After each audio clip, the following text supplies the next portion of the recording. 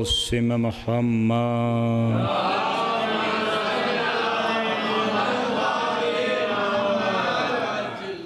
وأهل بيته الطيبين الطاهرين المعصومين المظلومين لعنة الله على أعدائهم أجمعين الذين أذهب الله عنهم الرجس وطهرهم تطهيرا.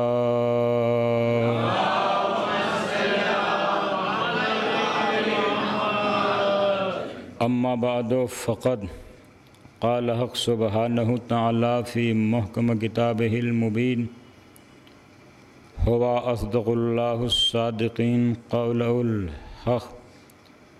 بسم الله الرحمن الرحيم.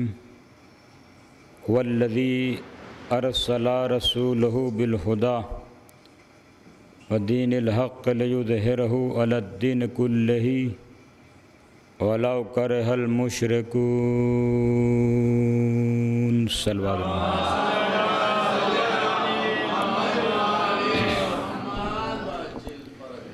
معزز سامعین کرام، حاضرین گرامی قدر، مسجد باغ دہرہ کے عشرہ اول کی دوسری مجلس آپ حضرات سماعت فرما رہے ہیں، جس میں عنوان گفتگو ہے دعوت حق. کل کی مجلس دوسرے کی تمہیدی مجلس تھی، جس میں کچھ ضروری معروضات ادائے سید الشہداء سے متعلق کچھ اہم باتیں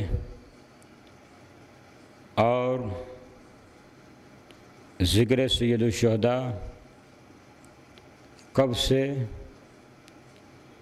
کس کس نے کس طرح منایا، کل آپ کی خدمت میں اس پر روشنی ڈالی گئی تھی، جس کا مقصد و ماحصل یہی تھا کہ یہ ذکر کوئی ایجاد نہیں ہے، کوئی نیا نہیں ہے، اور یہ دنیا کے دکھانے کے لیے نہیں ہے. یہ ذکر ہمارے احساسات سے تعلق رکھتا ہے، ہمارے ایمان سے تعلق رکھتا ہے، ہمارے عقیدے سے تعلق رکھتا ہے، ہماری زندگی سے تعلق رکھتا ہے، ہماری سانسوں سے تعلق رکھتا ہے، ہماری رگ حیات سے تعلق رکھتا ہے، ہمارے مقصد حیات سے تعلق رکھتا ہے. اس لیے کہ ہمیں پیدا ہی ذکر سید الشہداء کے لیے کیا گیا ہے. مقصد خلقت مومن یہی ہے کہ وہ ولائے علی اور عزائے حسین کے لیے پیدا کیا گیا ہے. تو یہ مقصد ہمارے پیش نظر ہمیشہ رہا ہے اور انشاءاللہ رہے گا. اسی مقصد کی تکمیل کے لیے ہم ولائے علی میں خوش ہوتے ہیں، عزائے حسین میں آنسو بہاتے ہیں. آنسو بھی کوئی معمولی چیز کا نام نہیں ہے. آنسو کا تعلق بھی جذبات سے ہے، احساسات سے ہے، قلب سے ہے، عقیدے سے ہے، ایمان سے ہے. آج کی اس 2 محرم کی مجلس میں آپ کی خدمت میں تمہیداً ایک پیغام پہنچا رہا ہوں، اور میں یہ جانتا ہوں کہ مجھے موجودہ لوگوں سے زیادہ باہر سنا جا رہا ہے.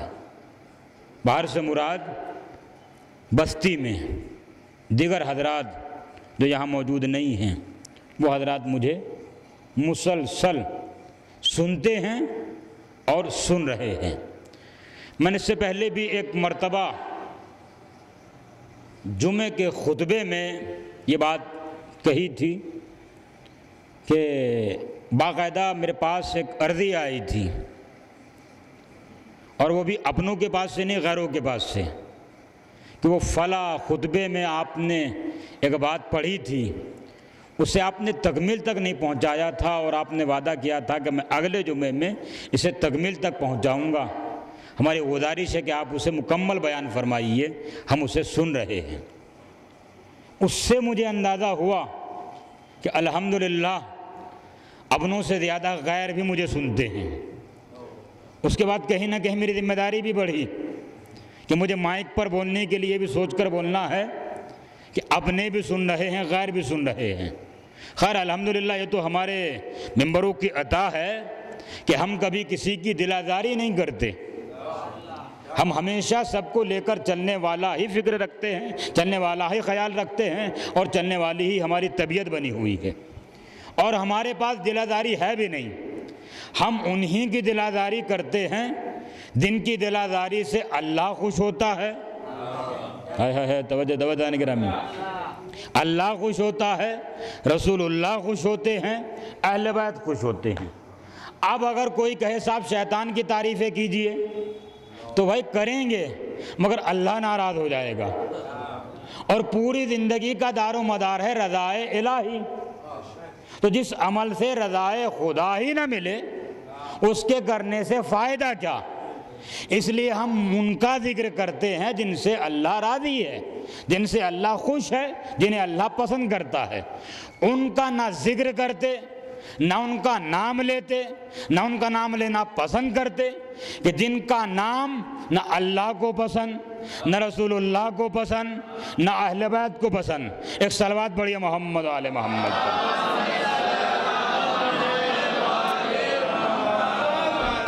اور پھر ہم یہ بھی تو دانے گرامی میں کہتا چلوں کہ پاک جگہ پاک لوگوں کے لیے ہوتی ہے،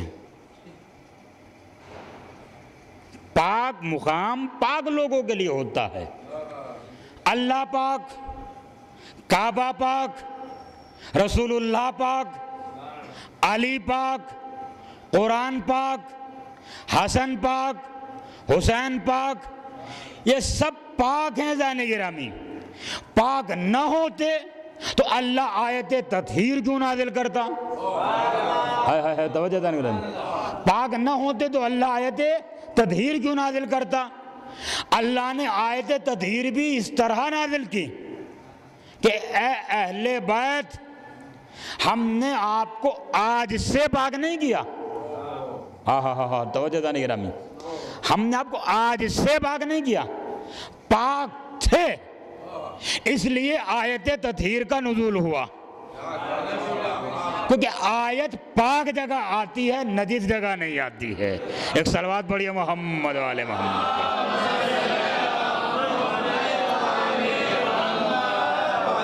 تو آیت تطہیر میں کیا حکم ہے؟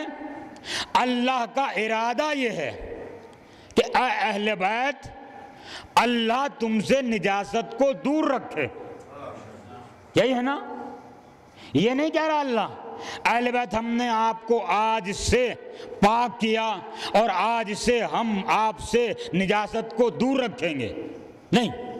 اللہ کہہ رہا ہے اہل بیت اللہ کا یہ ارادہ ہے کہ تم سے نجاست کو دور رکھے، اور اتنا دور، اتنا دور، اتنا دور کہ جتنا دور رکھنے کا حق ہے، اور تمہیں ایسا پاک و پاکیزہ قرار دے جو پاک رکھنے کا حق ہے۔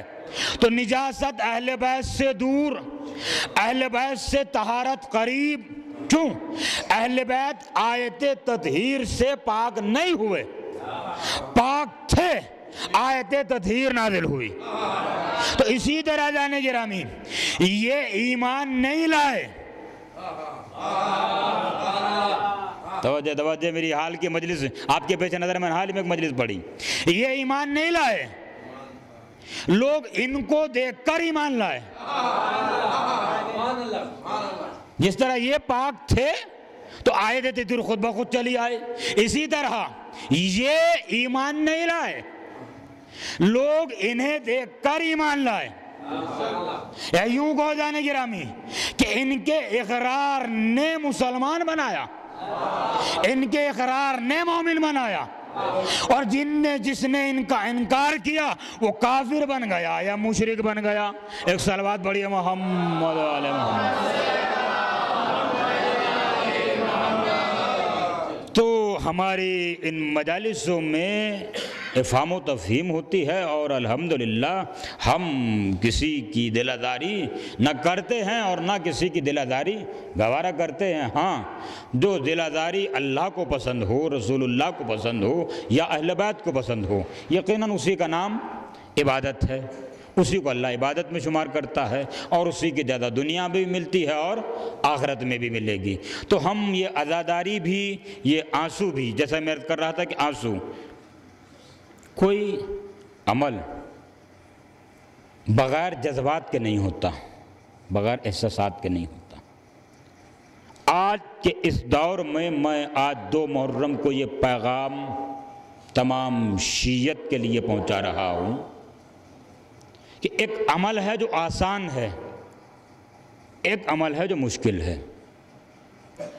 ہم نے آسان کو مشکل بنا لیا ہے, مشکل کو آسان بنا لیا ہے. اور یہ آپ ایک عمل میں نہیں, پورے دین میں ملاحظہ فرمائیں گے, جتنی چیزیں آسان ہیں انہیں ہم نے مشکل بنا رکھا ہے, اور جتنی چیزیں مشکل ہیں ہم نے انہیں آسان بنا رکھا ہے. جزا کے معیار کو بھی دیکھیے, جزا کا معیار ملاحظہ فرمائیے. اور پھر میں یہ کہوں گا کہ نیت پر کسی کی شک اس وقت تک مت کیجئے جب تک بات پایہ تکمیل تک نہ پہنچ جائے. درمیان ہی میں شک کے منزلوں میں مت آئیے, پہلے بات کو پایہ تکمیل تک پہنچنے دیجئے, مکمل بات کو غور سے سنیے, اس کے بعد آپ میرے بارے میں کوئی خیال قائم کیجئے. تو عمل, ایک عمل مشکل ہے, ایک عمل آسان ہے. آسان کو ہم مشکل سمجھ رہے ہیں, مشکل کو ہم آسان سمجھ رہے ہیں. مثال دوں گا آپ کی خدمت میں. آنسو بہانا مشکل ہے یا خون بہانا مشکل ہے؟ کیا خیال ہے آپ کا؟ ایک صلوات پڑھیے نا محمد علیہ محمد.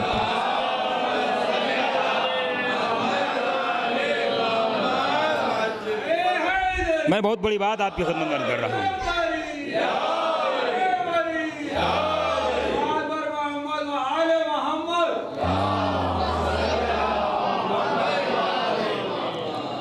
میں یہ بھی عرض کر دوں آپ کی خدمت میں, ہمارا عنوان دعوت حق ہے, اور آپ دعوت میں آئے ہیں, مگر یہ کوئی خدا نخواستہ نعوذ باللہ کوئی ولیمے کی دعوت نہیں ہے, یہ حق کی دعوت ہے. اکثر ہوتا ہے ولیمے کی دعوت میں لوگ ویڈیو سے دور بھاگتے ہیں, اور میں دیکھ رہا ہوں کہ یہاں حق کی دعوت میں بھی لوگ ویڈیو میں آنا پسند نہیں کر رہے. تھوڑا ذرا قریب آ جائیے تاکہ بات اور آسان ہو جائے مجھے پہنچانے کے لیے. ایک بار انت نے صلوات پڑھی محمد علیہ محمد پر.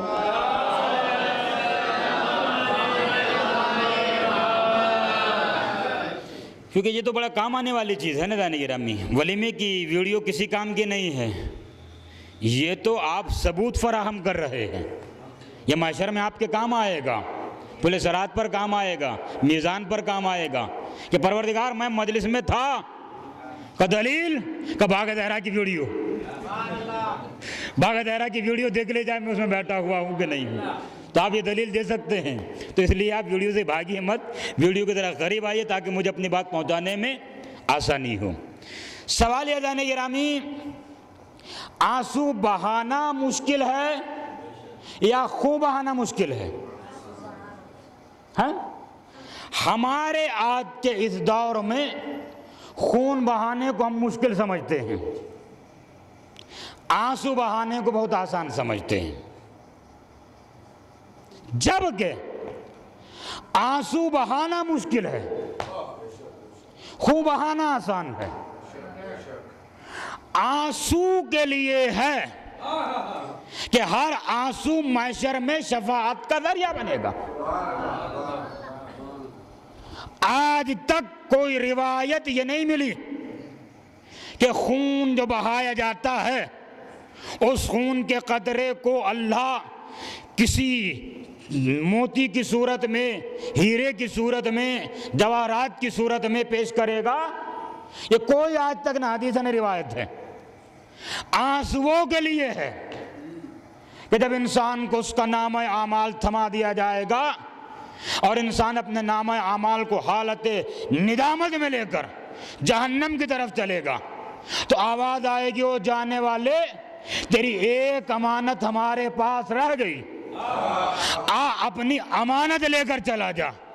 تو پلٹ کر آئے گا کہ مالک تمام چیزیں تو مجھے مل گئی، تمام چیزوں کا حساب تو ہو گیا، تمام چیزوں کی جزا اور سزا تو معیار طے ہو گیا، مالک اب یہ کون سی نعمت ہے؟ تو ایک مرتبہ آواز قدرت آئے گی، جانے والے وہ نعمت باقی ہے جو تو نے فرش ادا پر بیٹھ کر ایک آنسو بہایا تھا،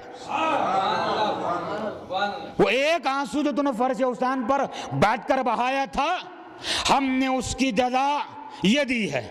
تو جزا کی صورت میں آئے گی ایک چمکتے ہوئے موتی کی صورت میں، اور جیسے چمکتے موتی کی صورت میں آئے گی تو پروردگار کہے گا یہ لو تمہاری جزا۔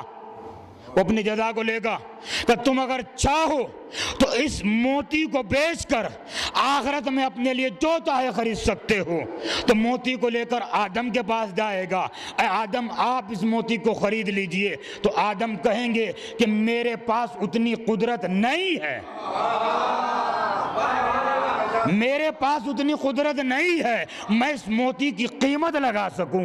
حضرت نوح کے پاس جائے گا، نوح بھی کہیں گے میرے پاس بھی وہ قیمت نہیں ہے میں اس موتی کی قیمت ادا کر سکوں۔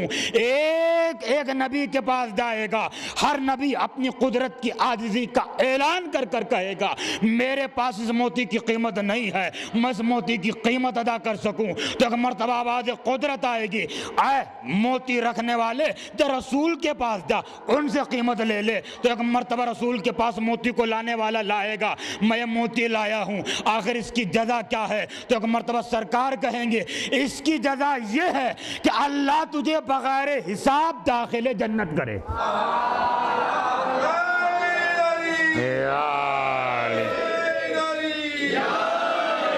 اللہ سلامت رکھے۔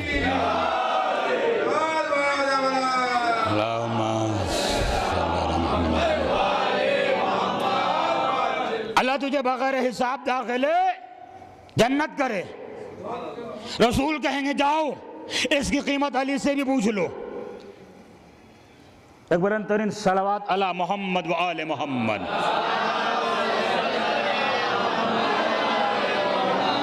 سنے جانے کے رہے بہت اہم گفتگو میں آپ کی خدمت مرد کر انشاءاللہ بڑی کام آئے گی۔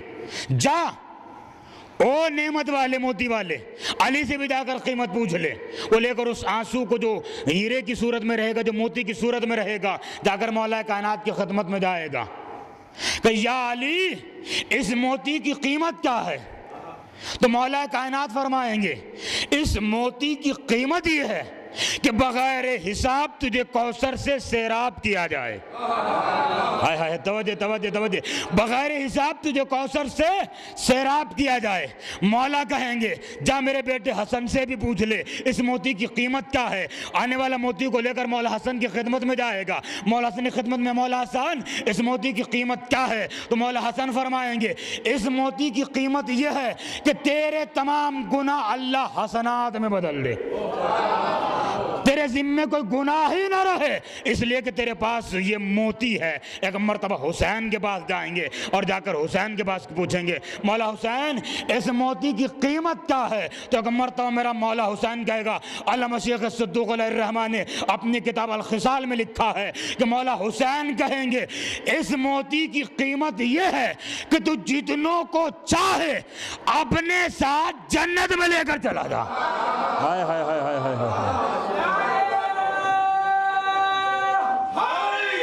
اے علی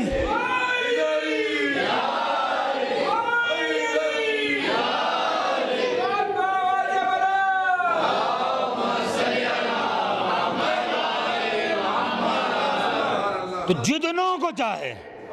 لوگ بحث کر رہے ہیں شفاعت رسول اللہ کریں گے یا نہیں؟ جبکہ اللہ شفیع المذنبین، گناہوں کو بخشوانے رسول اللہ، ہاں مولا کائنات، مالک کونین، امام حسن، امام حسین، ارے یہ تو بہت بڑی ذات، یا علی یا علی یا علی، یہ تو بہت بڑی ذوات مقدسہ ہیں۔ ارے ایک فرش ادا پر آنسو بہانے والا اگر چاہے اپنے ساتھ جتنوں کو چاہے جنت میں لے جا سکتا ہے، تو جب ایک عزادار لے جا سکتا ہے تو میرا مولا ایک قوم کو نہیں لے جا سکتا؟ یا علی یا علی یا علی یا علی، مولا سلامت رکھے،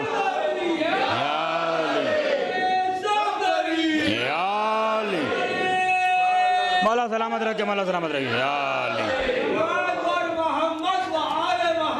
اللہم صلی اللہ محمد۔ اٹھائیے کتاب الخصال، علامہ شیخ صدوق لکھتے ہیں جو مچھر کے پر کے برابر بھی حسین کی مصیبت پر آنسو بہائے اس پر جنت واجب ہے۔ فرش اعضاء پر مچھر کے پر کے برابر بھی جو آنسو بہائے اس پر جنت واجب ہے۔ مولا امام جعفر الصادق علیہ السلام تشریف فرما ہے، ایک شاعر آیا، مولا بہت دنوں سے اشتیاق تھا میں آپ کی زیارت کروں، آج موقع ملا کہ میں آپ کی زیارت سے مشرف ہوا، میرے لیے سعادت ہے، میرے لیے نجات کا سبب ہے۔ مولا میں ایک دن نجف میں بیٹھا ہوا تھا کہ مجھے اپنے بیٹے کی یاد آئی، تو جیسے مجھے اپنے بچے کی یاد آئی تو بے ساختہ مجھے یہ خیال آیا کہ میں وطن سے دور ہوں تو مجھے اپنے بچے کی یاد آ رہی ہے، مولا علی یہاں ہیں تو انہیں بھی تو مولا حسین کی یاد آتی ہوگی۔ تو اس فکر نے میرے ذہن میں انقلاب پیدا کیا، بے ساختہ میری زبان سے کچھ اشعار نکلے، میں نے ان اشعار کو قلم بند کر لیا جو میرے پاس موجود ہیں۔ مولا نے فوراً سنا، میں تیرے وہ اشعار سننا چاہتا ہوں۔ اس نے ایک مصرع پڑھا، امام نے فرمایا یہ مصرع تیری جنت کا ضامن ہے۔ ہائے ہائے ہائے، توجہ دانے گرامی، یہ مصرع تیری جنت کا ضامن ہے۔ اس نے دوسرا مصرع پڑھا، مولا نے فرمایا یہ دوسرا مصرع تیرے اہل و عیال کی جنت کا ضامن ہے، یہ دوسرا مصرع تیرے اہل و عیال کی جنت کا ضامن ہے۔ اس نے تیسرا مصرع پڑھا، امام نے فرمایا یہ مصرع تجھے بخشش کی قوت عطا کرتا ہے، تو جسے چاہے بخشوا سکتا ہے۔ اس نے چوتھا مصرع پڑھا، امام نے فرمایا تو دنیا میں بھی نجات یافتہ ہے، آخرت میں بھی نجات یافتہ ہے۔ ایک صلوات پڑھیے محمد۔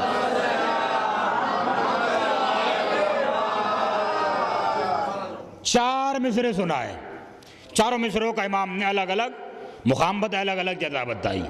اب سوچئے جو ذکر حسین کر رہے ہیں ان کا مقام کیا ہے، ان کا مرتبہ کیا ہے، ان کی عظمت کیا ہے۔ میں ایک جملہ کہوں گا، جانے میری بات باقی مجھے بات پر پلٹنا ہے، لیکن ایک جملہ کہوں گا تمام مومنین سے، حاضرین سے، جہاں جہاں تک میری آواز جا رہی ہے، درہم و دینار سے ذاکر نہیں خریدا جاتا، درہم و دینار سے ذکر کی قیمت نہیں لگائی جا سکتی، ذکر کی قیمت درہم و دینار سے نہیں لگائی جا سکتی۔